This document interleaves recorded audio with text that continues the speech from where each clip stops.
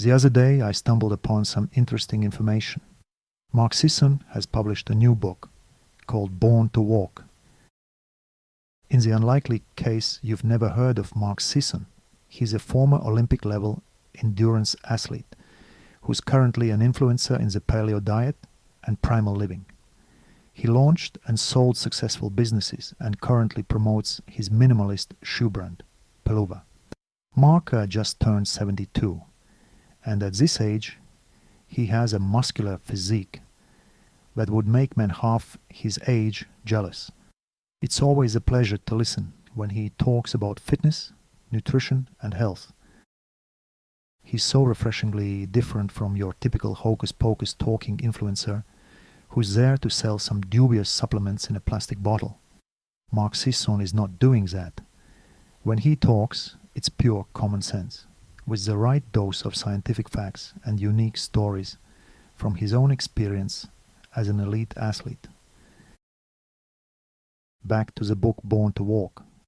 The title is an obvious nod to the book Born to Run by Christopher McDougall, published in 2009. Born to Run is essentially an ode to barefoot running. Now, here's where it gets interesting. Why would I not particularly recommend Born to Run, which I have read cover to cover, and at the same time recommend Born to Walk, which I have not read at all and have no intention to read?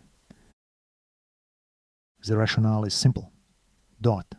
Walking is universally beneficial for health, while running is controversial. A person can walk from sunrise to sunset and fully recover during a good night's sleep. Running, unless we're talking about occasional short sprints, is an unnatural way of movement that causes inflammation and unhealthy overload to the heart. My educated guess is that Mark argues in favor of walking in his new book. He has expressed his opinion about running in numerous interviews, and as a former high-level endurance athlete, he knows exactly what he is talking about. Walking is good. Running, not so much. It's commonplace to see overweight people running marathons. I remember a couple of years ago, while on a casual walk in Hyde Park, I caught a glimpse of London marathon runners. Many of them looked unhealthy, even obese. I found myself wondering, do they know what they're doing and why?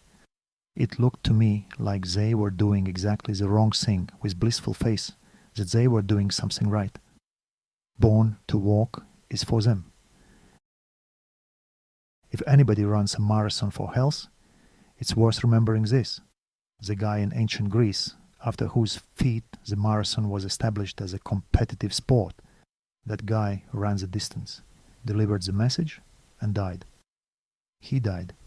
And now millions of people every year try to repeat that feat. They run marathons for what? To die? To improve health? I have no idea. More likely for ego, or from a lack of understanding the basic facts about running in general. Another reason why I would recommend anything by Mark Sisson is that he preaches the use of minimalist shoes and practices what he preaches. Okay, yes, he owns a minimalist shoe brand, but before he had his own brand, he was consistently wearing minimalist shoes from other companies. Why minimalist shoes? Because minimalist shoes allow the feet, and by extension the whole body, to move in line with how humans always have evolved to move. Modern shoes, whether dress shoes or the omnipresent Nikes, cause microdamage with every step. Those microdamages accumulate and result in chronic illnesses. Scientific research about the benefits of barefoot walking has been around for 120 years already, since the first such research was published in 1905. Now, the final reason why I'd like to recommend Born to Walk by Mark Sisson, without reading it. I have read another of his books, The New Primal Blueprint. I was spending my days at home during the COVID lockdown when I read it training at home. That was about 5 years ago. I had gotten injuries from overtraining because there wasn't much else to do than train. and I had developed a disgust toward any protein and pre-workout mixes with artificial flavors and sweeteners. I don't use those anymore since then. So, during that rather dim period, I read The New Primal Blueprint. Reading that book was a genuine pleasure during lockdown. When I finished it, I couldn't help but think it was an absolutely unique book, but unique in its own right. It's the only book in my life that after reading it I perceive as very valuable, and at the same time admit that I didn't learn anything new from it.